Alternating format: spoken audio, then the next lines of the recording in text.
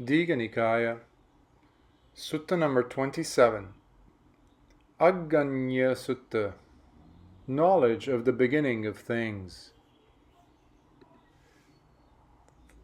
Thus have I heard.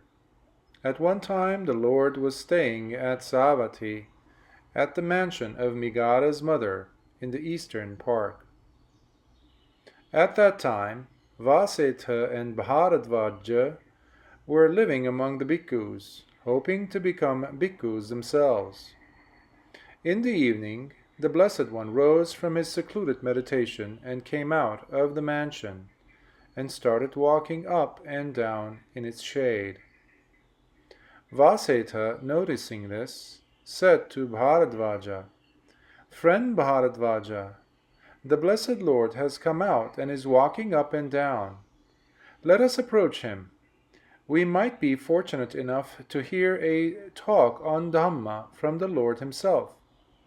"Yes, indeed," said Bharadvaja. So they went up to the Blessed One, prostrated themselves, and then fell into step with him.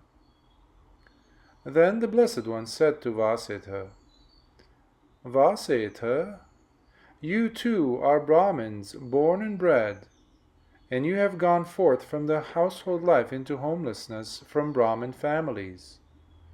Do not the Brahmins revile and abuse you?" "Indeed, Blessed One, the Brahmins do revile and abuse us. They do not hold back with their usual flood of reproaches."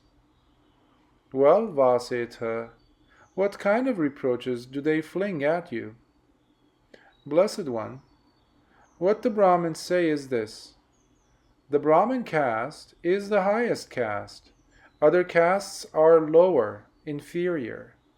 The Brahmin caste is fair. Other castes are dark. Brahmins are purified. Non-Brahmins are not. The Brahmins are the true children of Brahma, born from his mouth, born of Brahma, created by Brahma, heirs of Brahma. But you have deserted the highest class and gone over to the lowest class of shaven-headed recluses, servants, dark fellows born of Brahma's foot. It is not right, it is not proper for you to mix with such people. That is the way the Brahmins abuse us, Venerable Sir." "Then, Vasitha, the Brahmins have forgotten their ancient tradition when they say that, because we can see Brahmin women, the wives of Brahmins, who menstruate and become pregnant, have babies and then breastfeed. And yet these womb-born Brahmins talk about being born from Brahma's mouth, born of Brahma, created by Brahma, heirs of Brahma. These Brahmins misrepresent Brahma, in fact telling lies and earning much demerit. There are, Vasitha, these four castes: the Kshatriyas, or the warriors, the Brahmins, the merchants, and the artisans. Sometimes a Kshatriya takes life, takes what is not given, commits sexual misconduct, tells lies, indulges in slander, harsh speech, or idle chatter, is grasping, malicious, or of wrong views. Thus, such things as are immoral and considered so, blameworthy and considered so, to be avoided and considered so, ways unbefitting a noble one, and considered so, black with black result, and blamed by the wise, are sometimes to be found among the Kshatriyas, and the same applies to Brahmins, merchants, and artisans.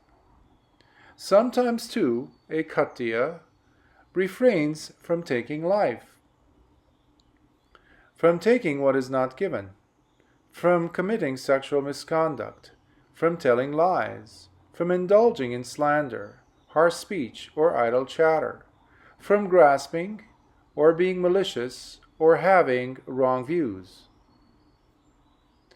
Thus, such things as are moral and considered so, blameless and considered so, to be followed and considered so, ways befitting a nobleman and considered so, bright with bright results, and praised by the wise, are sometimes to be found among the Khattiyas, and likewise among Brahmins, merchants, and artisans.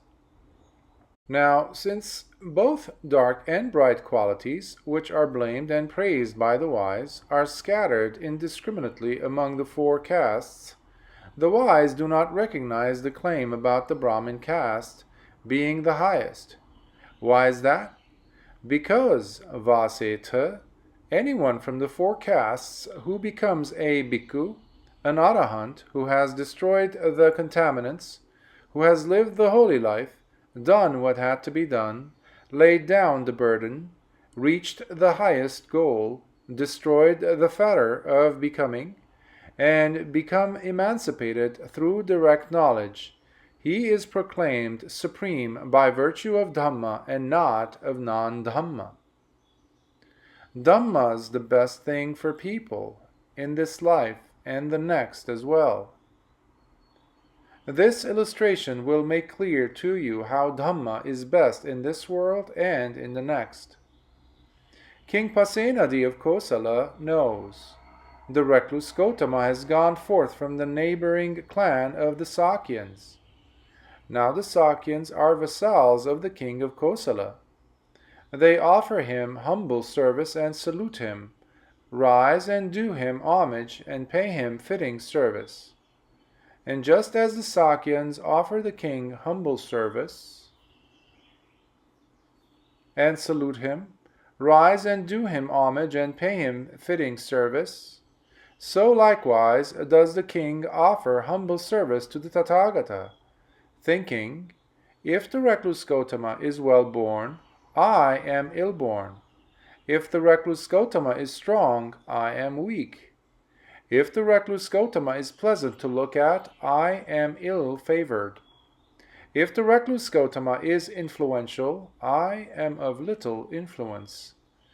Now it is because of honoring the Dhamma, making much of the Dhamma, esteeming the Dhamma, doing reverent homage to the Dhamma, that King Pasenadi does humble service to the Tathagata and pays him fitting service.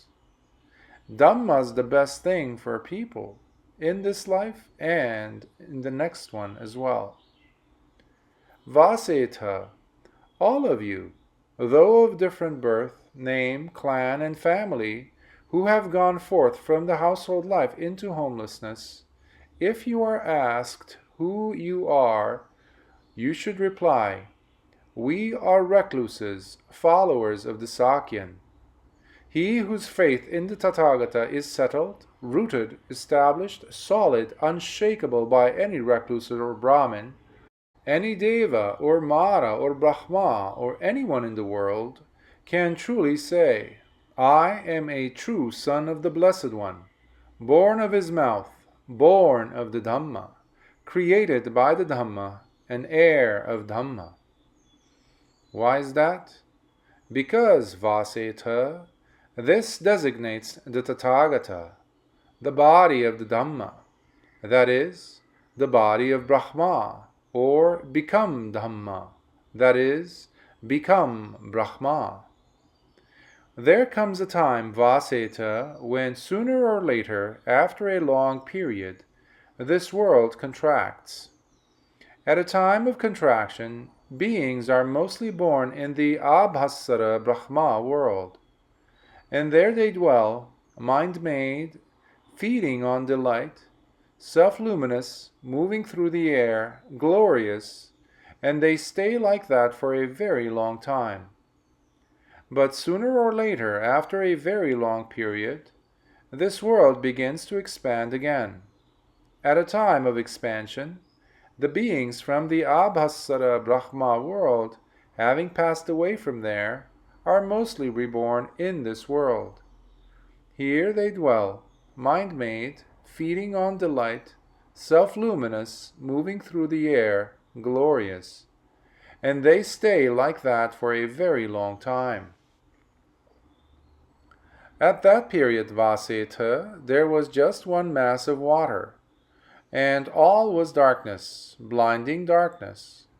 Neither moon nor sun appeared, no constellations or stars appeared.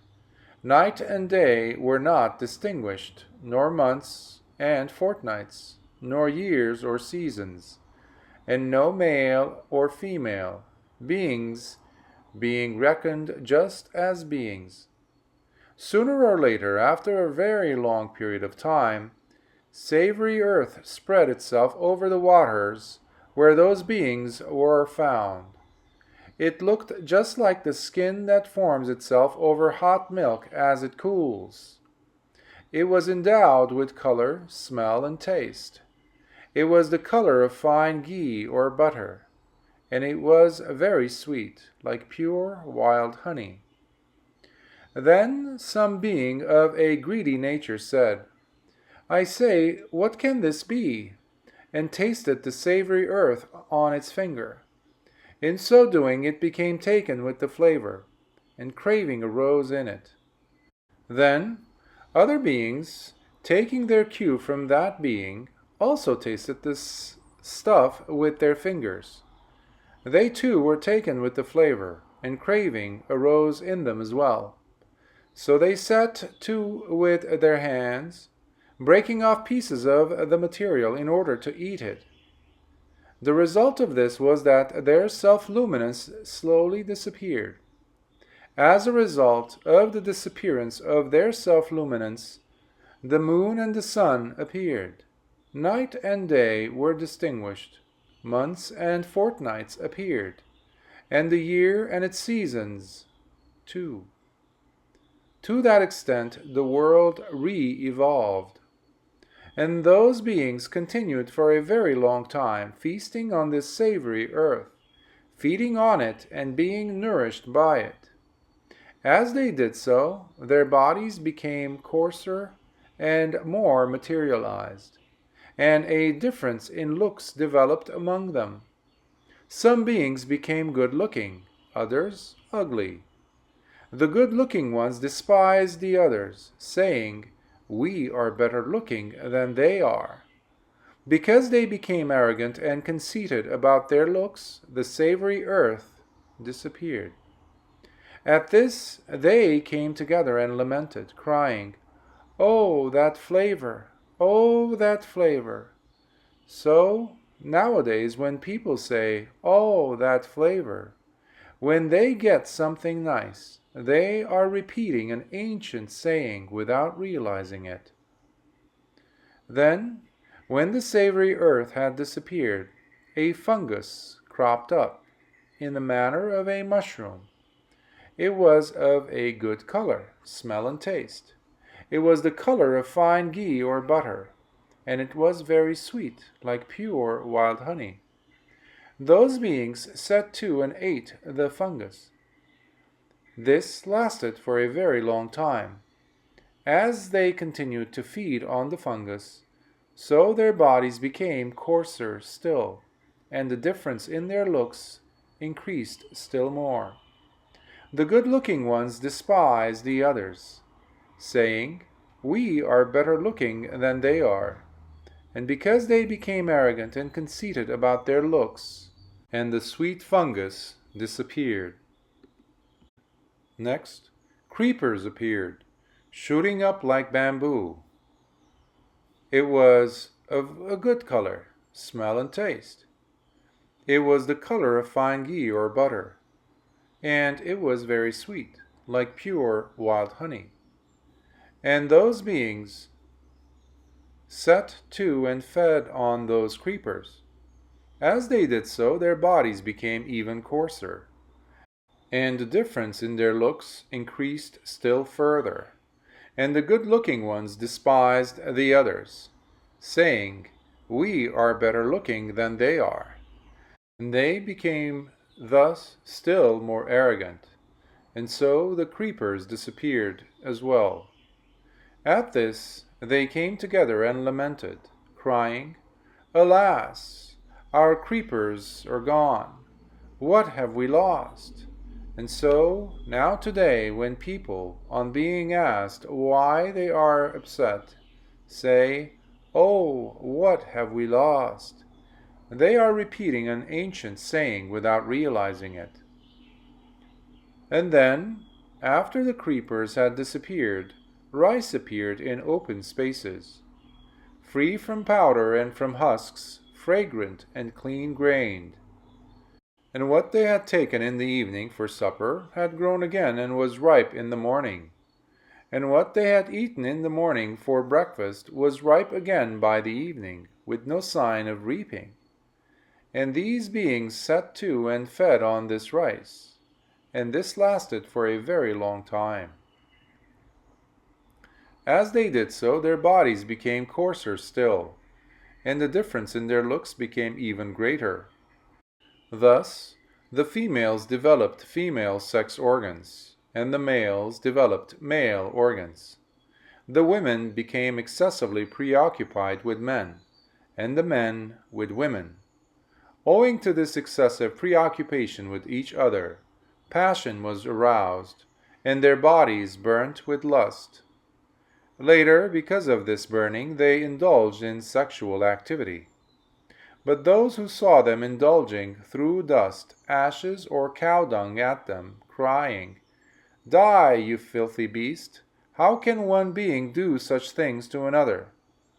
Just as today, in some districts, when a daughter-in-law is led out, some people throw dirt at her, some ashes, and some cow dung, without realizing that they are repeating an ancient observance. What was considered bad form in those days is now considered good form. Those beings who in those days indulged in sex were not allowed into a village or town for 1 or 2 months. Accordingly, those who indulged for an excessively long period in such immoral practices began to build themselves dwellings so as to indulge under cover. Now it occurred to one of those beings who was inclined to laziness, "Well now, why should I be bothered to gather rice in the evening for supper and in the morning for breakfast? Why shouldn't I gather it all at once for both meals?" And he did so. Then another one came to him and said, "Come on, let us go rice gathering." "No need, my friend. I have gathered enough for both meals." Then the other, following his example, gathered enough rice for 2 days at a time, saying, "That should be about enough." Then another being came and said to that second one, "Come on, let us go rice gathering." "No need, my friend. I have gathered enough for 2 days." Then the other, following his example, gathered enough rice for 4 days at a time, saying, "That should be about enough." Then another being came and said to that third one, "Come on, friend, let us go rice gathering." "No need, my friend. I've gathered enough for 4 days." Then another one came to him and said, "Come on, friend, let us go rice gathering." "No need, my friend. I've gathered enough for 4 days." Then the other, following his example, gathered enough rice for 8 days at a time, saying, "That should be about enough." Then another being came and said to that fourth one, "Come on, let us go rice gathering." "No need, my friend. I've gathered enough for 8 days." However, when those beings made a store of rice and lived on that, husk powder and husk began to envelope the grain, and where it was reaped it did not grow again, and the cut place showed, and the rice grew in separate clusters. Then those beings came together, lamenting, "Wicked ways have become rife among us. At first we were mind-made, feeding on delight, self-luminous, moving about through the air, glorious, and we stayed like that for a very long time. And sooner or later, after a very long period of time, Sweet earth spread itself over the waters where those beings were. It looked just like the skim of cream that forms over the hot milk as it cools. It was colorful, fragrant, tasty like ghee, of the color that of butter, and tasting like pure wild honey. Having eaten those lumps of sweet earth with our hands, we lost our self-luminance. With the loss of our self-luminance, the moon and the sun suddenly appeared. With the appearance of the moon and the sun, the stars and constellations soon followed. With the appearance of the stars and constellations, we were able to distinguish night and day. With the appearance of night and day, months and fortnights appeared. With the appearance of months and fortnights, the year and its seasons also appeared. We continued for a very long time like this, feeding on this sweet earth as food and nourishment. With the appearance of bad and unwholesome things among us, the fragrant earth disappeared. When the fragrant earth disappeared, a kind of mushroom appeared. It was of good color, smell, and taste. It had the color of fine ghee or butter, and it was very sweet, like pure wild honey. We fed on this mushroom, and we continued for a very long time feeding on it as our food and nourishment. With the appearance of wicked and unwholesome things amongst us, the mushroom disappeared. When the sweet-tasting mushroom disappeared, a kind of creeper appeared.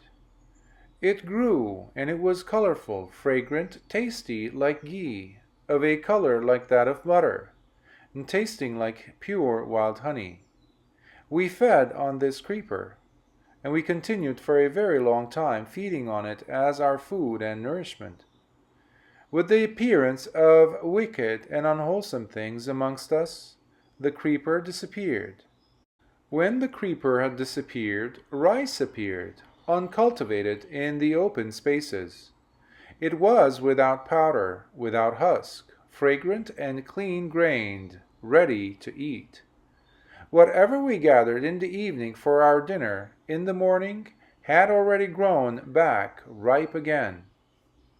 Whatever we gathered in the morning for our breakfast, in the evening, had grown back ripe again. We knew of no harvesting. We continued for a very long time, feeding on it as our food and nourishment. With the appearance of wicked and unwholesome things amongst us, powder and husk covered the rice grain. When it was reaped, it grew not again. Harvesting came to be known for us, and now the rice stands in clumps, in separate clusters. So now let us divide up the rice into fields with boundaries. And they did so. Then Vasitha, one greedy natured being, while watching over his own plot, took another plot that was not given to him, and enjoyed the fruits of it. So they seized hold of him and said, "You have done a wicked thing, taking another man's plot like that. Do not ever do such a thing again." "I will not," he said, but he did the same thing a second and a third time. Again he was seized and rebuked, and some hit him with their fists, some with stones, and some with sticks. In this way Vasitha, taking what was not given, and lying, and punishment, had their origin. Then those beings came together and lamented the arising of these evil and wicked things amongst them. Taking what was not given, censuring, lying, and punishment, they thought to themselves, "Suppose we were to appoint a certain being who would show anger where anger was due, censure those who deserved it, and banish those who deserved banishment. In return, we would grant him a share of the rice. So they went to the one amongst them who was the handsomest, the best looking, the most pleasant and capable, and asked him to do this for them in return for a share of the rice, and he agreed. The people's choice is the meaning of Mahasammata, which is the first regular title to be introduced. Lord of the Fields is the meaning of Khattiya, the second such title. And he gladdens others with Dhamma is the meaning of Raja, the third title to be introduced. This, then, Vaseta, is the origin of the class of Khattiyas, in accordance with the ancient titles that were introduced for them. They originated amongst these very same beings, like ourselves, no different, and in accordance with the Dhamma, not otherwise. Dhamma is the best thing for people, in this life and in the next as well. Then some of these beings thought, evil and wicked things have appeared amongst beings, such as taking what is not given, censuring, lying, punishment, and banishment. We ought to put aside evil and unwholesome things. And they did so. They put aside evil and unwholesome things is the meaning of Brahmin, which is the first regular title to be introduced for such people. They made leaf huts in forest places and meditated in them. With the smoking fire gone out, with pestle cast aside, gathering alms for their evening and morning meals, they went away to a village, town, or royal city to seek their food, and then they returned to their leaf huts to meditate. People saw this and noted how they meditated. They meditate is the meaning of Jhāyaka, which is the second regular title to be introduced. However, some of those beings, not being able to meditate in leaf huts, settled around towns and villages and compiled books. People saw them doing this and not meditating. Now these do not meditate is the meaning of Ajhāyaka, which is the third regular title to be introduced. At that time it was regarded as a low designation, but now it is the higher. This, then, Vaseta, is the origin of the class of Brahmins in accordance with the ancient titles that were introduced for them. Their origin was from among these very same beings, like themselves, no different, and in accordance with the Dhamma, not otherwise. Dhamma is the best thing for people, in this life and in the next as well. And then, Vaseta, some of those beings, having paired off, adopted various trades, and this various is the meaning of Vesa, which came to be the regular title for such people. This, then, Vaseta, is the origin of the class of Vesas, in accordance with the ancient titles that were introduced for them. And their origin was from among these very same beings, like themselves, no different, and in accordance with the Dhamma, not otherwise. Dhamma is the best thing for people, in this life and in the next as well. And then, Vaseta, those beings that remained went in for hunting. They are inferior, who live by the chase, and that is the meaning of Sutta, which came to be the regular title for such people. This, then, is the origin of the class of Suttas, in accordance with the ancient titles that were introduced for them. Their origin was from among these very same beings, like themselves, no different, and in accordance with the Dhamma, not otherwise. Dhamma is the best thing for people, in this life and in the next as well. And then, Vaseta, it came about that some Khattiya, dissatisfied with his own Dhamma, went forth from the household life into homelessness, thinking, I will become a recluse. And a Brahmin did likewise, a Vesa did likewise, and so did a Suddha. From these four classes, the class of recluses came into existence. Their origin was from among these very same beings, like themselves, no different, and in accordance with the Dhamma, not otherwise. Dhamma is the best thing for people, in this life and in the next as well.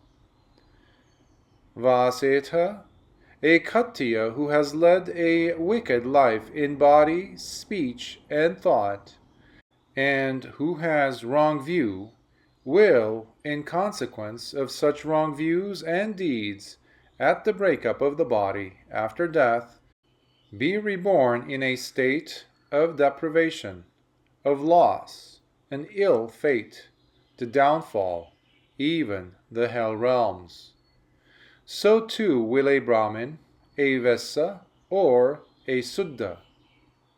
Likewise, a Khattiya who has led a good life in body, speech, and thought, and who has a right view, will, in consequence of such right view and deeds, at the breakup of the body, after death, be reborn in a good destination, in a heavenly state. So too will a Brahmin, a Vesa, or a Suddha. A Khattiya who has performed deeds of both kinds in body, speech, and thought, and whose view is mixed, will, in consequence of such mixed views and deeds, at the breakup of the body, after death, experience both pleasure and pain. So too will a Brahmin, a Vesa, or a Suddha. And a Khattiya who is restrained in body, speech, and thought, and who has developed the 7 factors of awakening, will attain to Pāli Nibbāna in this very life. So too will a Brahmin, a Vesa, or a Suddha. Vaseta, whoever of these 4 castes as a bhikkhu becomes an arahant who has destroyed the contaminants, done what had to be done, laid down the burden, attained to the highest goal, completely destroyed the fetter of becoming, and become liberated by the highest insight, he is declared to be chief among them in accordance with the Dhamma, and not otherwise. Dhamma is the best thing for people, in this life and in the next as well. Vaseta, it was Brahma Sanankumara who spoke this verse. The Khattiya's best among those who value clan. He with knowledge and conduct is best of gods and men. This verse was rightly sung, not wrongly, but rightly spoken, not wrongly, connected with benefit, not unconnected. I too say, Vaseta, the Khattiya's best among those who value clan. He with knowledge and conduct is best of gods and humans. Thus the Blessed One spoke, and Vaseta and Bharadvaja were delighted and rejoiced at the Blessed One's words. Sad.